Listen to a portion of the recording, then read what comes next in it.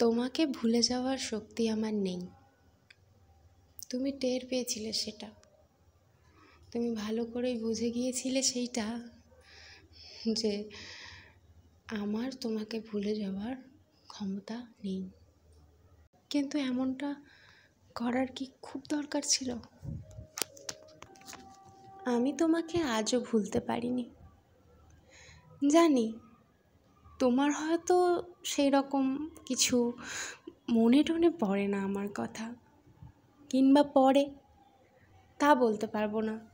সে ভালো স্মৃতি হিসেবে মনে পড়ে কিংবা খারাপ স্মৃতি হিসেবে মনে পড়ে তা আমি জানি না, কিন্তু আমার আজও তোমার কথা মনে পড়ে।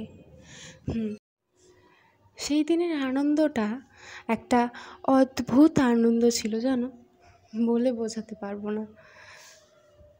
তোমার বোধহয় এরকম করাটা ঠিক হয়নি, কিন্তু তুমি তা বোঝোনি। তোমাকে বোঝানোর ক্ষমতা আমার ছিল না, আর আজও নেই।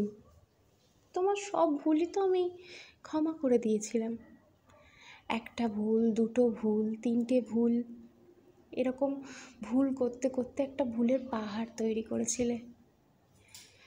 মিথ্যের পাহাড়টা এত বেশি বড় হয়ে গেছিল যে তার কাছে আমাদের এই সম্পর্কটা নিতান্তই ছোট হয়ে গেছে। তোমার অপরাধগুলো আমি ক্ষমা করতে করতে আমি নিজে একটা অপরাধী হয়ে যাচ্ছিলাম, যেটা ঠিক হচ্ছিল না। নিজেকেই তাই মুক্তি দিলাম, মিথ্যে বন্ধন থেকে নিজেকে মুক্ত করলাম। তুমি হয়তো টের পাওনি, অনেক আগেই আমি তোমাকে মুক্তি দিয়েছিলাম। তোমাকে ভুলে যাওয়ার শক্তি আমার নেই, আজও নেই। তাই সেই অনুভূতিটাকে আমি ভুলিয়ে দিয়েছি।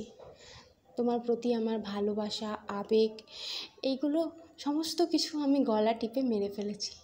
আজ সবই মৃতপ্রায়, কিন্তু হ্যাঁ, ভুলে যাওয়ার শক্তি আমার নেই। মনে আমার আজও পড়ে।